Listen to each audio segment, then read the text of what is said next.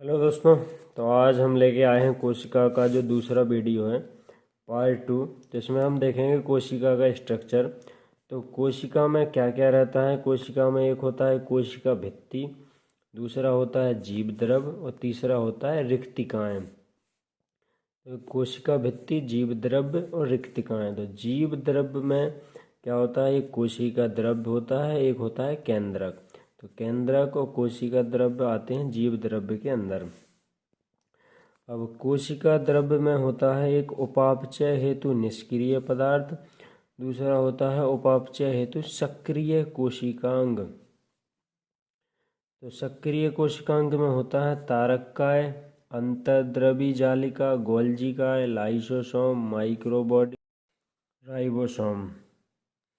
उपापचय हेतु निष्क्रिय पदार्थ में होता है संचित, स्रावी और उत्सर्जी। इसमें संचित में है नाइट्रोजनी पदार्थ, कार्बोहाइड्रेट और वसा। अगला है इसमें कोशिका भित्ति। तो पादप कोशिका जो है चारों ओर से एक दीवार से घिरी होती है, जिसे कोशिका भित्ति कहते हैं। तो पादप कोशिका के चारों ओर एक दीवार से घिरी रहती है, इसे क्या कहते हैं, कोशिका भित्ति कहते हैं। इसका निर्माण कोशिका द्रव्य से पदार्थों के स्रावण से होता है। दो कोशिकाओं की कोशिका भित्ति के बीच में पेंटिन और कार्बोहाइड्रेट का बना एक स्तर होता है, जिसे मध्य पटलिका कहते हैं। मध्य पटलिका के दोनों ओर सेलुलोज की एकाएक परत कम जाती है, जिसे कोशिका द्रव्य स्रावित करता है।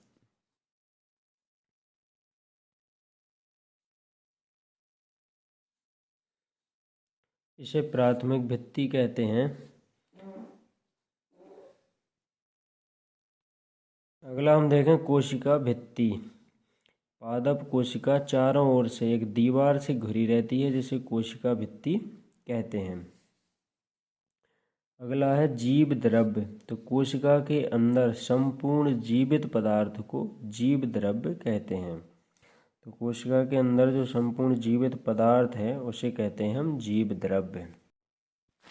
आगे हम देखें जीव द्रव्य के बारे में। तो अधिकांश वैज्ञानिकों के अनुसार जीव द्रव्य की प्रकृति कोलाइडी होती है। परिस्थिति के अनुसार यह अपना स्वरूप बदलता रहता है और सॉल तथा जेली दोनों अवस्था में पाया जाता है। जब जीव द्रव्य अर्ध तरल अवस्था में होता है तब इसे सॉल, एवं जब अर्ध ठोस अवस्था में होता है तब इसे जेली कहते हैं।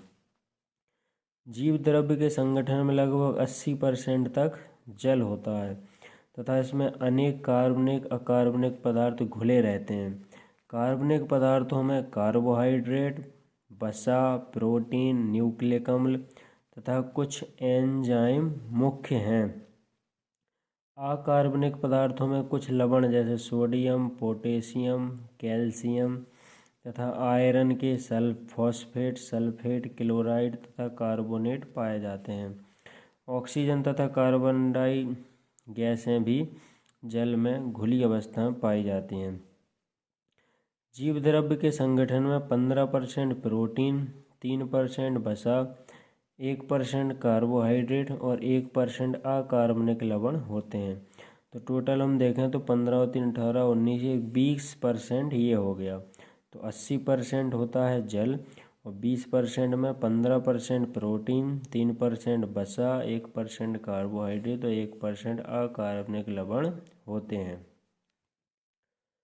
जीव द्रव्य के कई प्रकार होते हैं, कोलाइड, कणाभ, तंतुमय, जालीदार, कूपिकाकार। आगे हम देखें तो जीव द्रव्य के दो प्रमुख भाग हैं, एक होता है कोशिका द्रव्य, एक होता है केंद्रक। जीव द्रव्य के दो प्रमुख भाग।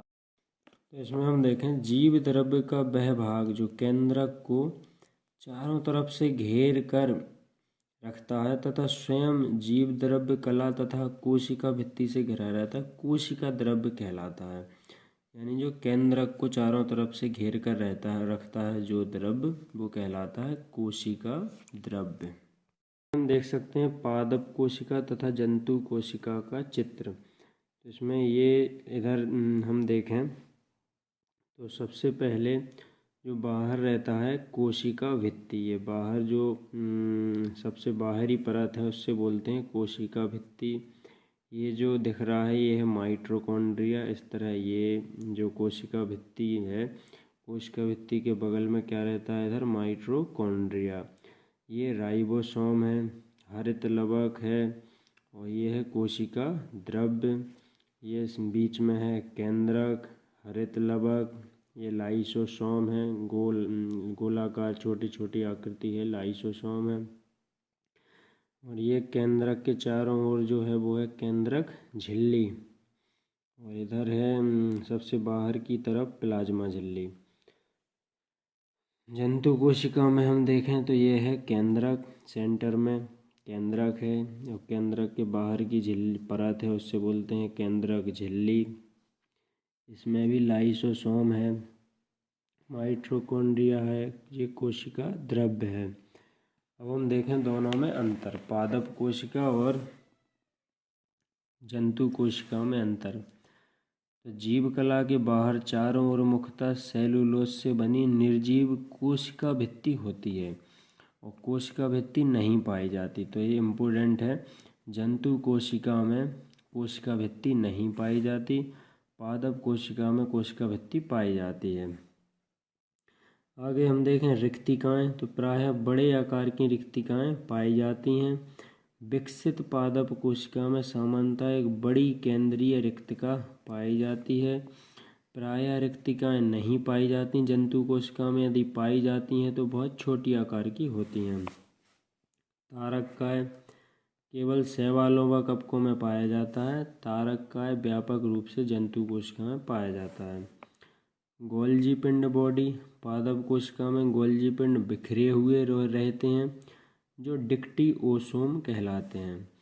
गोल्जी का पिंड पूर्णतः विकसित व केंद्रक के निकट स्थित होते हैं, तो इसमें तो पूरी तरह विकसित होते हैं।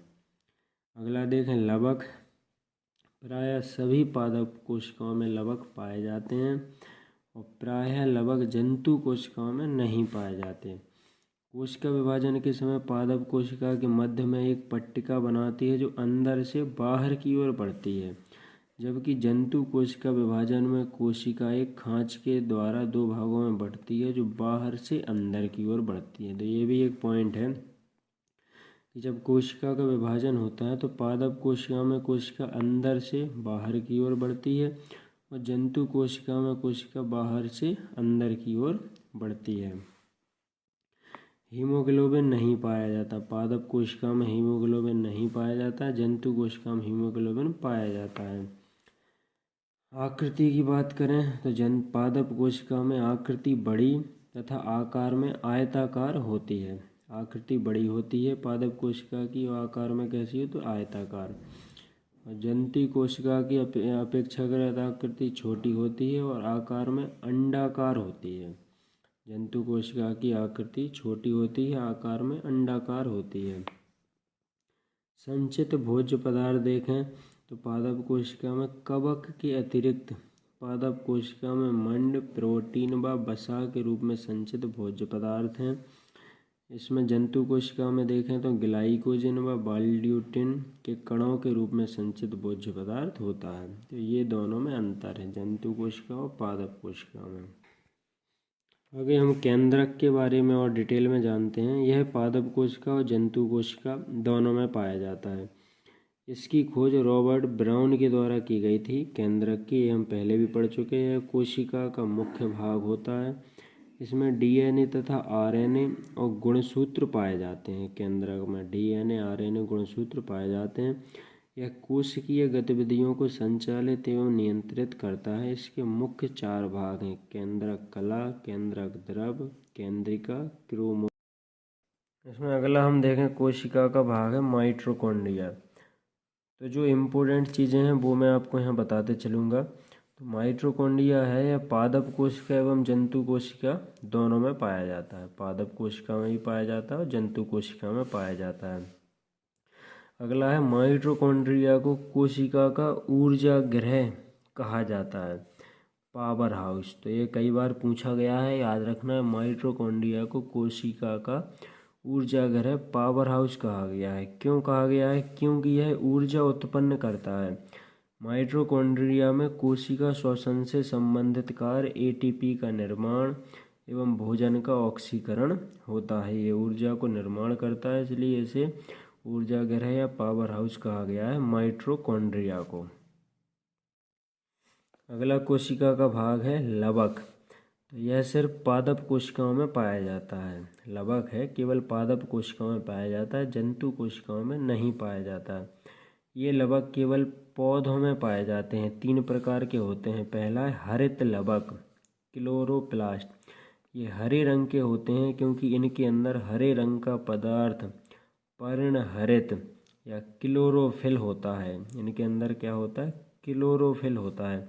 इसी कारण पौधे के कुछ भाग तथा पत्तियां हरे दिखाई देते हैं। किस कारण दिखाई देते हैं? क्लोरोफिल के कारण। तो लवक है, ये पादप कोशिकाओं में पाया जाता है। 3 प्रकार के होते हैं। पहला हरित लवक, दूसरा है आवरणीय लवक। ये रंगहीन लवक होते हैं और पौधों के उन भागों की कोशिकाओं में पाए जाते हैं जो प्रकाश से वंचित रहती हैं, जैसे कि जड़ों में, भूमिगत तनों में। ये स्टार्च के रूप में भोजन करते हैं। अगला है वर्णीय लवक। ये रंगीन लवक होते हैं जो प्राय लाल, पीले, नारंगी रंग के होते हैं। पौधों के रंगीन भागों जैसे पुष्पों की पंखुड़ियों तथा फलों की पत्तियों में पाए जाते हैं। तो इस तरह लवक के 3 प्रकार हैं, हरित लवक, आवरणीय लवक और वर्णीय लवक। अगला हम देखें कोशिका का भाग है गोल्जिकाएं। तो गोल्जिकाएं है, यह पादप कोशिका एवं जंतु कोशिका दोनों में पाया जाता है। पादप कोशिका एवं जंतु कोशिका दोनों में पाया जाता है, लेकिन पादप कोशिका में ये बिखरे हुए रहते हैं और जंतु कोशिका में ये केंद्रक के पास रहते हैं। अगला है लाइसोसोम।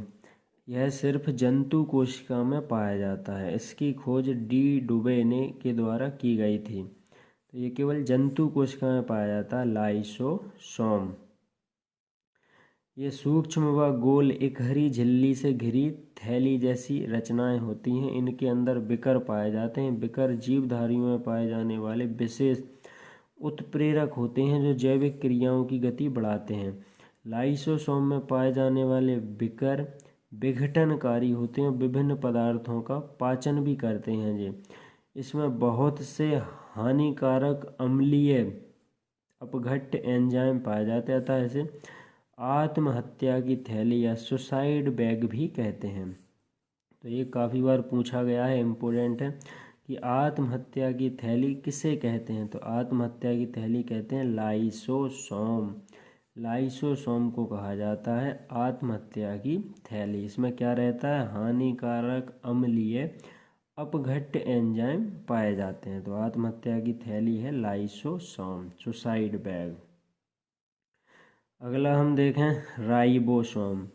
तो राइबोसोम है, यह पादप कोशिका और जंतु कोशिका दोनों में पाया जाता है। इसकी खोज प्लाडे के द्वारा की गई थी। यह सबसे छोटा कोशिकांग है। ये राइबो न्यूक्लिक एसिड आरएनए नामक अम्ल व प्रोटीन से बने होते हैं। ये प्रोटीन संश्लेषण के लिए उपयुक्त स्थान प्रदान करते हैं, अतः इसे प्रोटीन की फैक्ट्री कहा जाता है। इसका मुख्य कार्य प्रोटीन का संश्लेषण करना है। तो ये है राइबोसोम। पूछा गया है कई बार, प्रोटीन की फैक्ट्री किसे कहा जाता है? तो प्रोटीन की फैक्ट्री कहा गया है राइबोसोम को।